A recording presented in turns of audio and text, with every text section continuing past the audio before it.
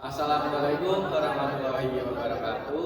Halo semuanya, perkenalkan kami dari kelompok 2 kelas A yang beranggotakan saya Wisnu Rifki Al-Fatih dengan NPM 24430023. Saya Syafna Marwana Soba dengan NPM 24430035. Saya Dinda Azara dengan NPM 24430062. Saya Muhammad Rizky Artawan dengan NPM 24430003. Dan saya Ilham Yuda dengan NPM 24430025.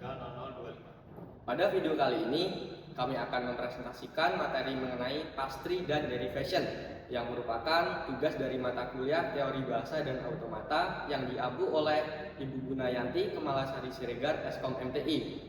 Tanpa berlama-lama, langsung saja kita masuk ke pembahasan. Pertama, kita bahas bagian permasalahan. Bahasa manusia itu sangat kompleks, jadi komputer butuh grammar untuk paham polanya dan parser tree untuk memvisualisasikan struktur kalimat tersebut. Alur proses komputernya bisa kita lihat langsung dari diagram ini. Yang pertama, input teks, dimulai dari teks mentah, contohnya kalimat each apple. Yang kedua, morphological analysis. Kata dasar "et" ditambah akhiran "s" sebagai penanda orang ketiga tunggal. Yang ketiga, lexion dan post-tagging. Kata "it" dicetak di kamus digital dan diberi label sebagai kata kerja atau prep. Yang keempat, grammar, rules, dan parser. Masuk ke aturan tata bahasa dengan rumus prep, parser menghasilkan prep dan non, lalu mesin parser akan menganalisis strukturnya. Yang kelima, parser tree menghasilkan output pohon penurunan yang memetakan kata it sebagai prep dan apple sebagai non. Masuk ke konsep dasar grammar. Untuk membangun bahasa formal, kita butuh 4 komponen utama. Pertama, simbol terminal, yaitu kata-kata asli yang siap diucapkan. Kedua, non-terminal, yaitu label atau kategori tata bahasanya seperti S, NP, dan VP. Ketiga, start simbol atau S sebagai simbol awal. Dan keempat, production rules atau aturan pembentukan kalimat. Nah, contoh penerapannya yaitu S menghasilkan NP-VP, NP menghasilkan Budi, VP menghasilkan tidur. Pada contoh ini, Budi bertindak sebagai subjek dan tidur sebagai predikat, sehingga aturan tersebut sukses membentuk kalimat utuh yaitu Budi tidur. Halo semuanya, di sini saya akan membahas mengenai dua konsep penting, yaitu derivation dan juga parse tree. Keduanya digunakan untuk menunjukkan bagaimana sebuah kalimat dibentuk sesuai dengan aturan grammar. Untuk derivation itu sendiri adalah proses pembentukan kalimat langkah demi langkah. Kita mulai dari simbol awal S lalu mengganti simbol tersebut sesuai dengan aturan grammar sampai menjadi kalimat lengkap. Agar mudah dipahami, di sini kita memberikan contoh, yaitu proses pembentukan kalimat Budi makan nasi, dimulai dari S, NP, VP. Perlu kita ketahui bahwa aturan grammar memiliki rumus sentence, noun parse, dan juga verb parse. Yang artinya, kalimat terdiri dari subjek yang kita singkat NP dan predikat kita singkat menjadi VP. Lalu turunannya menjadi Budi VP. Kenapa begitu? Karena NP di sini kita ganti menjadi Budi. Jadi NP di sini adalah subjek dan subjeknya adalah Budi. Lalu kita turunkan lagi menjadi Budi VNP. VP dipecah menjadi kata kerja dan objek. Lalu menjadi Budi makan NP. V diganti menjadi makan. Dan tahap terakhir akan menjadi kalimat lengkap, yaitu Budi makan nasi. Kenapa begitu? Karena NP terakhir tadi diganti menjadi nasi. Jadi NP itu adalah objek dan objeknya adalah nasi. Jadi derivation menunjukkan urutan pembentukan kalimat dari bentuk paling abstrak sampai menjadi kalimat nyata. Kalau derivation itu tadi prosesnya, parse tree adalah gambarnya. Jadi di sini parse tree memvisualisasikan hubungan antar bagian kalimat. Untuk kalimat Budi makan nasi, S atau sentence-nya adalah seluruh kalimat, dan NP yang mana adalah noun parse berisi subjek Budi, VP verb parse berisi predikat yaitu makan nasi. Selanjutnya adalah V atau verb yaitu kata kerja, kata kerjanya adalah makan, dan NP di sini di dalamnya berisi objek nasi.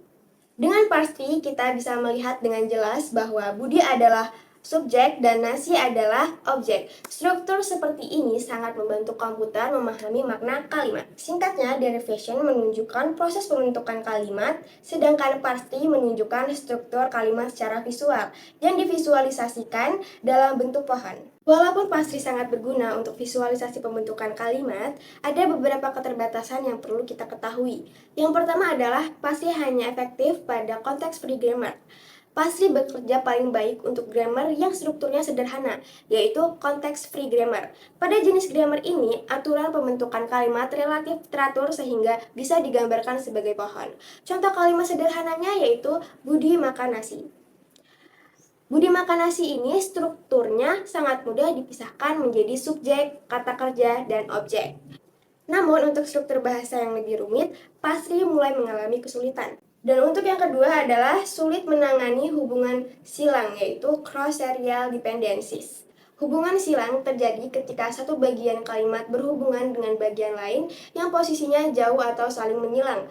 Pastry berbentuk pohon sehingga sulit menggambarkan hubungan yang saling bersilangan. Bayangkan ada dua kelompok kata yang harus dipasangkan satu persatu.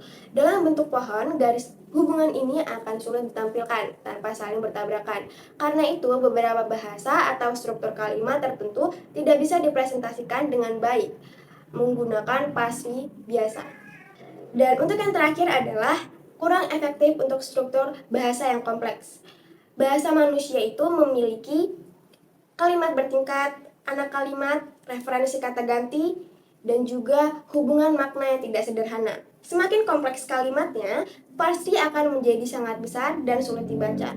Selain itu, komputernya juga membutuhkan proses lebih banyak untuk menganalisisnya. Jadi teman-teman, Parsi itu sangat baik untuk menunjukkan struktur dasar kalimat, tetapi memiliki keterbatasan ketika menghadapi hubungan kata yang rumit dan struktur bahasa yang kompleks. Karena itulah, pada materi berikutnya akan muncul solusi seperti grafik sintaksis. Pada slide ini dijelaskan solusi untuk mengatasi keterbatasan grammar tradisional. Yang pertama itu ada medley konteks sensitif grammar, yang membuat aturan sedikit lebih fleksibel dari pohon biasa, tapi komputasinya tetap ringan buat komputer. Yang kedua itu ada grafik sintaksis. Graf mengatasi keterbatasan parse tree dengan memperoleh garis bersilangan untuk menunjukkan keterkaitan kata yang berjauhan. Sebagai contoh pada gambar di bawah ini, kata-kata dalam kalimat tetap tersusun secara linear, tetapi hubungan gramatikal seperti subjek, predikat, maupun relasi jarak jauh dapat ditunjukkan dengan lebih jelas. Dengan pendekatan ini, struktur bahasa yang kompleks dapat direpresentasikan secara lebih akurat lagi. Next. Nah, selanjutnya derivation language. Fungsi utama derivation language ada 3, yaitu yang pertama mengubah struktur graf menjadi teks linear. Yang kedua, menjaga informasi struktur agar tidak hilang selama proses transformasi. Yang ketiga, memudahkan pemrosesan oleh sistem komputer.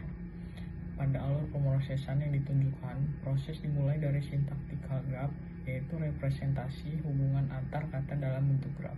Nah, selanjutnya graf tersebut diterjemahkan ke dalam derivation language yang berisi aturan-aturan derivasi atau pembentukan kalimat. Hasil derivasi kemudian diubah menjadi string atau teks biasa. Setelah menjadi teks, dapat diproses lebih lanjut oleh komputer untuk berbagai keperluan seperti parsing, analisis bahasa, maupun pemrosesan bahasa alami atau NLP. Dengan kata lain, derivation language berperan sebagai jembatan yang menghubungkan representasi graf yang kompleks dengan format teks yang lebih mudah dipahami dan diproses oleh komputer. Pada pembahasan kali ini, kami mengambil contoh studi kasus bagaimana komputer memahami perintah suara. Contoh kalimatnya yaitu nyalakan lampu kamar. Namun, komputer tidak bisa memahami bahasa manusia secara langsung. Komputer perlu memahami struktur kalimat agar dapat mengetahui bahwa nyalakan merupakan bagian aksi atau perintah, lampu merupakan bagian objek, dan kamar merupakan bagian lokasi. Bagaimana cara penyelesaiannya? Di sini ada 4 tahapan atau 4 langkah untuk penyelesaian. Langkah yang pertama yaitu grammar. Grammar adalah aturan tata bahasa yang digunakan komputer untuk mengenali struktur kalimat. Aturannya yaitu S dapat diturunkan menjadi V dan NP, kemudian NP dapat diturunkan menjadi N dan N. Perlu kita ketahui teman-teman bahwa S merupakan sentence atau kalimat utama, V merupakan verb atau kata kerja, NP merupakan noun phrase atau frasa benda, dan N merupakan noun atau kata benda. Dari aturan di atas, bisa diartikan bahwa nyalakan merupakan verb, lampu merupakan noun, dan kamar merupakan noun. Langkah yang kedua yaitu derivation. Setelah aturan grammar ditentukan atau ditetapkan, langkah selanjutnya yaitu derivation atau penurunan aturan untuk membentuk kalimat. Komputer membangun kalimat sedikit demi sedikit. Awalnya S atau kalimat utama, kemudian S dapat diturunkan menjadi V dan NP, lalu V dapat diturunkan menjadi kata nyalakan, dan yang terakhir NP dapat diturunkan menjadi N dan N, sehingga dapat menghasilkan suatu kalimat atau perintah yaitu nyalakan lampu kamar. Langkah yang ketiga yaitu parse tree. Teman-teman dapat memperhatikan visualisasi atau pohon sintaksis untuk menunjukkan hubungan antar kata dalam kalimat. Dari gambar tersebut, kita dapat mengetahui bahwa kalimat utama atau yang disimbolkan dengan huruf S itu terdiri dari verb dan noun phrase, di mana verb adalah nyalakan dan noun phrase adalah lampu dan kamar. Jadi komputer tahu jika lampu dan kamar adalah satu kesatuan objek.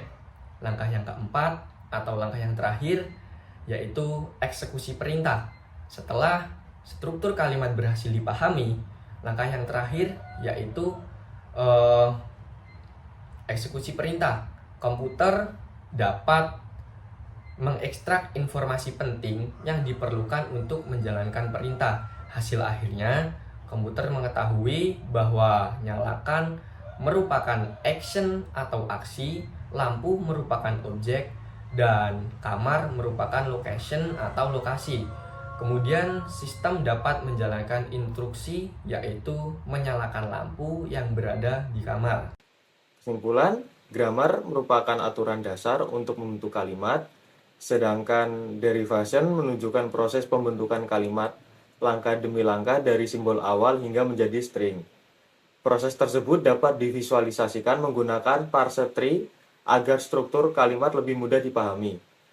Untuk struktur bahasa yang lebih kompleks, digunakan syntactical, graph, dan derivation language agar hubungan antara kata tetap dapat dipresentasikan dan diproses oleh komputer secara efektif.